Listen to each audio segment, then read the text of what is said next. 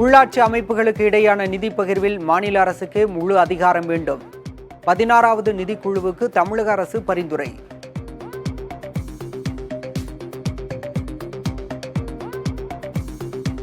ஆழ்ந்த ஆராய்ச்சி, தெளிவான பகுப்பாய்வுடன் கூடிய விளக்கம் அளித்த தமிழ்நாடு அரசு. 16வது நிதிக்குழு தலைவர் அரவிந்த் பனகாரியா பாராட்டு.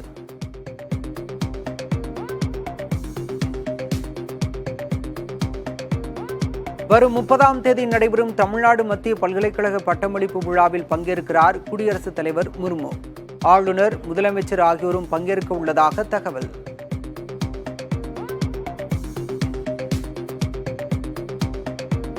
லாட்சி அதிபர் மார்டின் தொடர்புடைய இடங்களில் 12 கோடியே 41 லட்சம் ரூபாய் பறிமுதல்.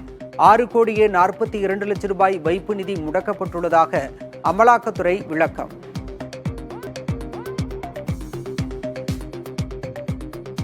மக்கள் எதிர்ப்பு தெரிவித்தால் மதுக்கடைகளை மாற்ற உத்தரவு. குத்தகை காலம் முடிந்த பிறகும் கடையை காலி செய்யாமல் ஏன் அடாவடி செய்கிறீர்கள் என சென்னை உயர்நீதிமன்றம் கேள்வி.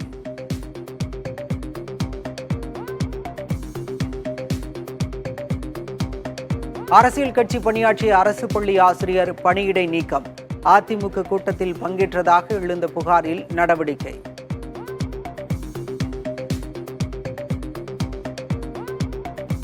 அதிமுக நிகழ்ச்சியில் பங்கேற்ற அரசு பள்ளி ஆசிரியர் சஸ்பெண்ட் செய்யப்பட்டதற்கு எடப்பாடி பழனிசாமி கண்டனம். அரசியல் காழ்ப்புணர்ச்சியால் நடவடிக்கை என குற்றச்சாட்டு.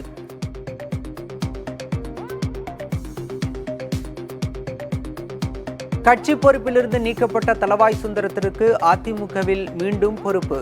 அமைப்பு செயலாளர் கன்னியாகுமரி கிழக்கு மாவட்ட செயலாளராக தொடருவார் என அறிவிப்பு.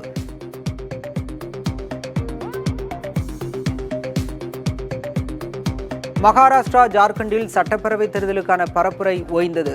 நாளை மறுநாள் பதிவாகும் வாக்குகள் 23ஆம் தேதி எண்ணப்படுகின்றன.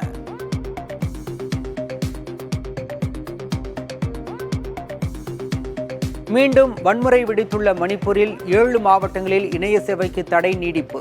தலைநகர் இம்பாலில் பள்ளி, கல்லூரிகள் 2 நாட்களுக்கு மூடல்.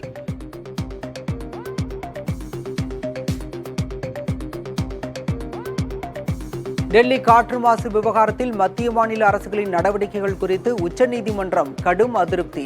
பள்ளிகளில் 12ஆம் வகுப்பு வரை ஆன்லைன் வகுப்புகள் மட்டும் நடத்த உத்தரவு.